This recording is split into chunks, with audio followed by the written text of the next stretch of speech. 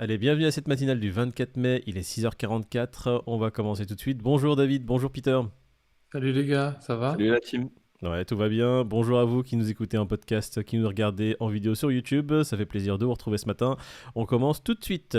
Allez, sur le coin 360, on voit un Bitcoin aujourd'hui à 29 391 dollars, un Ethereum à 1990 dollars, un BNB à 328 dollars. On va aller sur le tableau, ça sera plus simple à regarder un peu tout ça. On va regarder sur les dernières 24 heures, on voit que la plupart du marché est rouge. Le Bitcoin qui perd 2,53%, l'Ethereum qui perd 1,89%.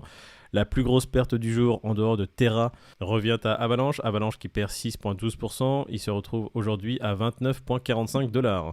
Les autres coins intéressants à voir en termes de prix, Cardano à 52 centimes, l'XRP à 41 centimes, le Solana à 50 dollars, le Polkadot à 10 dollars, le Chronos à 18 centimes. Oui, le marché est à peu près pareil qu'hier. On va dire que tout a perdu entre 1,5 et 4%. Génial. Sur les 30 derniers jours également, le marché est bien rouge. 30 derniers jours, les pertes moyennes sont de l'ordre de 25-30%. On passe directement aux courbes. Nous sommes sur le Bitcoin en unité de temps journalière et qu'est-ce qu'on voit? On voit pas grand chose. Hier, il a fait une clôture à 29 079. Aujourd'hui, on est à 29 380 dollars. Et comme vous le voyez, pour ceux qui nous écoutent en podcast, c'est le même couloir. La résistance haute aux alentours des 32 000 dollars. Le support bas aux alentours des 28 000 dollars. D'accord, on donne pas le chiffre exact. De toute façon, c'est des chiffres approximatifs.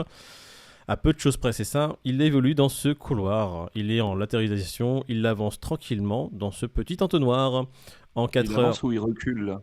J'ai l'impression Je sais qu'il pas. je sais pas, il rétropédale. Je sais Je pas. te jure. Le type, on dirait qu'il est au bord du plongeon de la piscine, tu vois, le plongeoir. Il veut plonger vers le bas. Mais je sais pas, il a regardé un peu, c'est un peu trop haut, il a pas envie d'aller, tu vois, il regarde, les 29 000 sont un peu loin les gars, j'ai peut-être pas envie d'aller les voir les 29.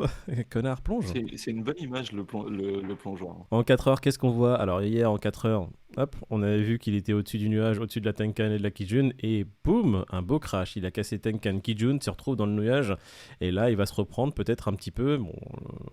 On peut rien dire pour l'instant sur le prix du Bitcoin. L'image du plongeoir est assez bonne en elle-même. On passe à l'Ethereum. Nous sommes sur l'Ethereum en daily. Et qu'est-ce qu'on voit en daily? Eh bien pareil, il évolue dans son petit couloir. Un support aux alentours des 1900 dollars, une résistance haute aux alentours des 2150 dollars. Là pour l'instant il a ni touché son support ni sa résistance, il est en plein milieu. D'accord, et il va continuer à avancer dans ce couloir. Il est comme le Bitcoin. Il attend que son pote le Bitcoin plonge pour pouvoir plonger, ou il attend que son pote le Bitcoin décolle complètement pour pouvoir le suivre derrière. L'Ethereum qui ne sait rien faire tout seul. En 4 heures, on voit, pareil, il n'y a pas grand chose à dire. Les prix évolueront dans ce couloir. On le voit bien dès qu'on dézoome un peu. Il tape sa résistance haute à 2150 pour être refoulé. Et il se retrouve sur son support à rebondir. Et il évolue dans ce petit entonnoir. Toujours entre 1900 dollars pour son support et 2150 dollars pour sa résistance. On va regarder rapidement le CAC, qu'est-ce qu'il a donné en clôture hier, en daily. En daily, le CAC clôture en légère hausse, 1,17%, il prend 73 points. C'est pas une légère hausse, hein. C'est vrai qu'on est toujours habitué à la crypto, il y a des plus 10, moins 10, plus 30, oh, plus 40 là-bas. Le CAC et le marché primaire n'est pas pareil. Le Nasdaq pour lui, pareil, une clôture en légère hausse, 1,59%, il prend 180 points. J'ai l'impression que on va regarder un peu en weekly, que ce soit pour le CAC ou pour le Nasdaq, il me semble. Ouais, on va dire que les bougies hebdomadaires commencent dans le vert, ce qui fait plaisir. Mais pour l'instant, on est qu'en début de semaine. On passe directement au Crypto Fear and Greed, l'indice préféré des Français. Alors attention. Oh, on est passé de 10 à 12. Les gars, qu'est-ce que ça vous dit ça? Ça remonte. Ah là là, la confiance générale remonte légèrement. Ça fait plaisir ou pas? Alors, On disait c'est tout quand à même un l'heure, indicateur surpuissant, je trouve. on disait tout à l'heure avant de tourner qu'on était un peu fatigué en ce moment. Je me demande si c'est pas cette latéralisation qui fait qu'on est cuit en fait. On n'en peut plus de ce truc. Il faut que ça Non, bouge. c'est pas la latéralisation, c'est le crypto fear and greed. Non, j'ai Oui. l'impression que c'est la jauge d'essence de ma voiture et de mon corps. Là, je suis à 12. Je suis toujours dans la merde, quoi. C'est grave. Putain, je sais pas comment faire Oui, le plein. bah, pas très loin, frérot, parce que ça va pas loin. Ah bordel, vous avez une Stas pour remplir ça là parce que ça fait un petit moment qu'elle est pas dans le verre. C'est quel genre de carburant qu'il faut mettre là-dedans? En tout cas, c'est pas du Bill Gates, c'est pas du Christine Lagarde, c'est pas ce genre de carburant. Non, là tu te trompes, là tu vas embourber ton moteur, tu vas l'encrasser. On passe directement aux news, monsieur. Première news, on va commencer avec PayPal qui cherche à englober tous les services liés aux crypto-monnaies et à la blockchain. Bah, ils accélèrent encore une fois de plus, hein. C'est incroyable, hein. C'est une boîte que j'utilisais pas spécialement, à part pour eBay de temps en temps, tu vois. Mhm. Mais quand tu vois ce qu'ils font sur le Web3 et sur la crypto, tout ce qu'ils ont envie de mettre en place, tu te dis que ça sera un des leaders du segment. C'est surtout que c'est un énorme acteur aux États-Unis, qu'il touche énormément de particuliers. Quand il est venu avec son système Venmo pour faire les paiements crypto-monnaies, ça a été un succès. Et là, aujourd'hui, il veut lancer un stablecoin, le PayPal Coin. Donc, c'est que des bonnes nouvelles pour l'univers crypto qui va démocratiser encore plus la crypto-monnaie pour le plus grand nombre, en fait. Allez, on passe à la news suivante. Allez, Needed Massive Education Project to Fight Hack Scam. Alors, ça, c'est une news qui va parler des hacks qu'il y a eu en 2021, il me semble, c'est ça? En gros, il y aurait 14 milliards qui seraient partis dans des différents scams sur l'année 2021. Et ils disent à quel point ça peut fragiliser l'écosystème et l'adoption justement du plus grand nombre. T'imagines bien que quand tu as un marché morose, qu'en plus tu te fais scam ton wallet, ouah, t'es pas super chaud pour revenir dans la crypto, tu vois, ou pour y rester, quoi. Du coup, ils relatent un petit peu tout le type d'escroquerie sur lequel tu peux tomber dessus, que ce soit les faux Discord, les faux URL. Enfin voilà, c'est un article intéressant. Je rejoins l'avis et l'analyse de l'article qui est que tout ça rend service à personne, quoi. Ça rend service à personne. L'article met en place quelque chose d'assez intéressant. Il veut que les acteurs majeurs, vraiment les très très gros acteurs dans le domaine crypto, se réunissent et qui créent, on va dire, une sorte de citadelle, bibliothèque, où ils réunissent un peu toutes les informations nécessaires pour les novices, pour éviter de se faire scam. Et essayer d'uniformiser quand même, baliser un peu le terrain pour le grand public. J'aime beaucoup cette image, baliser le terrain, tout à fait. Il faut toujours être vigilant parce qu'aujourd'hui on en est qu'au début. Merci Rich Feldman pour cet article, Cointelegraph, très intéressant, très, très bon site Cointelegraph, j'aime beaucoup. News suivante, Bill Gates explique pourquoi il ne possède pas de crypto-monnaie. Apparemment, c'est pas son truc la crypto. Il avait déjà fait une déclaration en février pour dire que c'est pas qu'il se méfiait, mais qu'il y avait un gros emballement autour de tout ça et qu'il avait peur pour les petits porteurs. Bon, là, il réédite un petit peu ses propos. Il a même cité Elon Musk en disant si vous n'avez pas l'argent d'Elon Musk, faites attention. On va pas faire grand-chose, les gars. Hein. C'est une lumière, le gars, quand il dit ça, quand même. C'est pas dénué de sens pour la majorité du grand public quand il dit écoutez, c'est risqué, il faut faire attention. Oui, merci Bill Gates, t'as raison. Effectivement, c'est risqué, comme beaucoup de choses sur cette terre, et il faut faire attention. Allez, news suivante. La crypto-monnaie est basée sur rien, devrait être réglementée, déclare Lagarde. Ah oui, c'est vrai qu'elle a fait son petit meeting du FMI et qu'elle a dit pas mal de choses. C'est ça, Christine au petit goûter du G7, qui est encore... En gros, Christine, elle n'est pas pour spécialement les cryptos, mais ça on le savait, hein, parce que elle veille sur son petit frère, l'euro numérique, donc forcément, elle n'est pas trop d'accord pour le reste, quoi. À ma très humble appréciation, je pense que ça repose sur rien et que en termes de sécurité, c'est pas backé par quelque chose de tangible. Donc moi, je serais vous, je laisserais tomber, les gars. D'une certaine manière, elle prêche pour sa paroisse avec l'euro numérique. Donc, en gros, elle dit qu'il serait backé par les États européens, par la Banque Centrale Européenne. C'est selon elle une forme de stabilité de la monnaie, même si... C'est pas aussi sécure qu'elle a l'air de le faire penser à tout le monde, quoi. C'est ça que tu veux dire.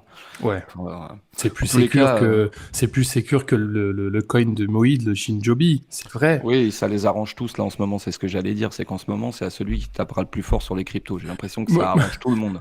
Je vais vous faire un katon, mon vieux. Il faut pas dire de mal de Shinjobi. Je vais vous faire un petit truc de ninja, vous allez rien comprendre. Hop.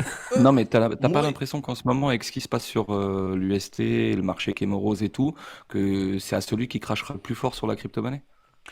Tu sais, on dirait que c'est celui qui parle en mal de la crypto en ce moment, tu sais, il a le bon dos, quoi. C'est le mec qui est en plein dans le mood du jour, il est intelligent, il l'a vu venir, ça fait un moment qu'il vous le dit que c'est de la merde, machin. C'est à celui qui enverra la punchline la plus méchante sur la crypto. Mais demain, sur Twitter, tu auras le hashtag balance ta crypto, gros. De ouf.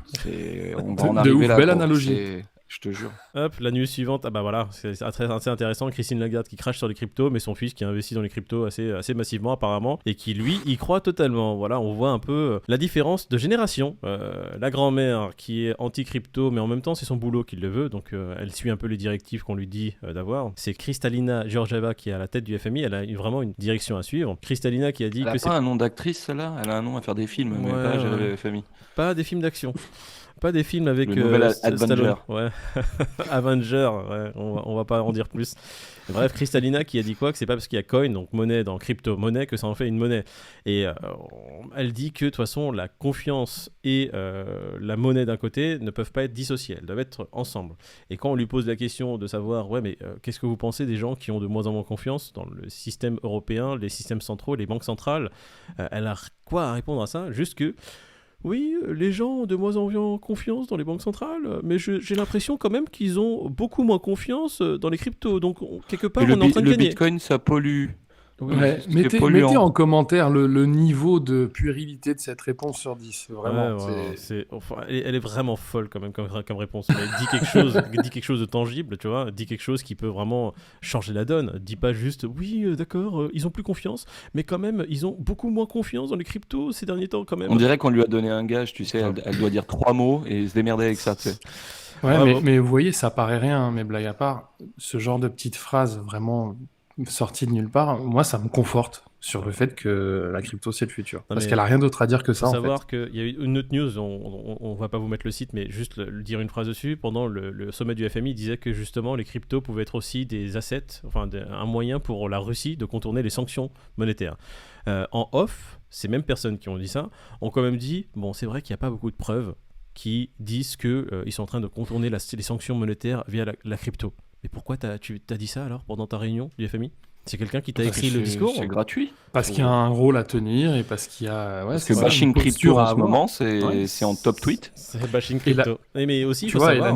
la news suivante vient confirmer ça. On a l'Argentine, par exemple, qui est vraiment dans une situation délicate depuis plusieurs années, qui a demandé un prêt de 45 milliards.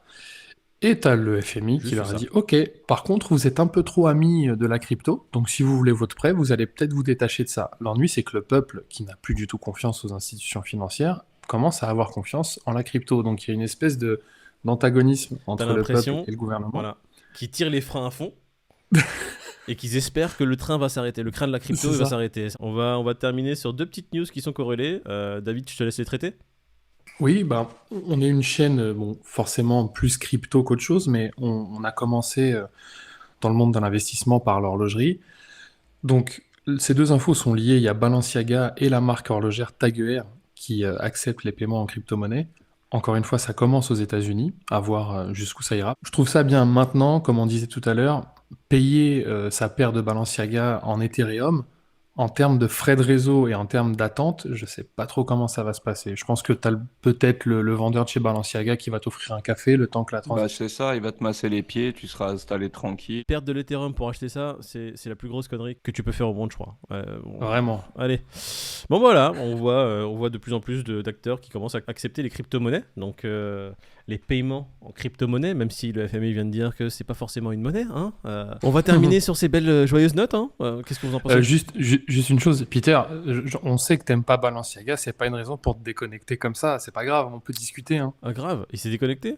Oh là là. Il a vu la triple S, il a pété un câble. Et bah voilà, t'es réapparu. Hein. Fallait pas partir pour si peu. Dès qu'on parle de Balenciaga, je ne supporte pas. Messieurs, on va terminer là-dessus. On a fait pas mal de news. Qu'est-ce que vous en pensez ? Personnellement, je pense que je vais aller chez Balenciaga acheter une petite paire pour Peter, parce que je pense que ça lui fera plaisir. Et une petite Tag Heuer pour toi, Moïd. Allez. C'est qu'à se retrouver sur le bon coin, frérot, t'es pas prêt. Grave, je échange Balenciaga contre Bitcoin, tu vas voir. Contre Rick de Minage. Rick de Minage, très très bien, Pete. On va souhaiter une très bonne journée à nos auditeurs. J'espère que vous allez bien et que vous passerez une très bonne journée. Bon courage au taf si vous êtes au taf. Bonnes vacances si vous êtes en congé. Suivez-nous sur les réseaux, on continuera à vous donner de l'actu s'il y en a, si ça bouge. Petit pouce bleu, le petit like, le petit abo qui fait plaisir comme d'habitude. Le petit commentaire si vous avez un message privé à nous passer. Si un sujet vous tient à cœur, n'hésitez pas à nous en faire part, on peut le développer, il n'y a aucun problème. On va le développer. Si votre belle-mère vous parle mal, on ne va pas en parler. Maintenant, si vous avez perdu votre toilette pour une raison X ou Y et que ça peut alerter les autres, pourquoi pas. Si vous pouvez nous dire comment vous l'avez perdu pour que nous on puisse le retrouver et garder ce qu'il y a à l'intérieur, surtout s'il y a plusieurs bitcoins, dites-le nous, hein. On est prêt, on va faire les recherches. Dépanne 30. Tu sais, en moins de 30 minutes, on récupère ta crypto. Ouais, Urgence Ledger. On la récupère, on la garde dans notre portefeuille. Il y a 40% de fees. Allez messieurs, bonne journée à vous, kiffez bien. Ouais, on se retrouve bon courage demain. à vous les gars si vous bossez. Et puis on se voit demain, hein. Même heure. Même heure. Exactement. Ciao. Bonne journée à tous.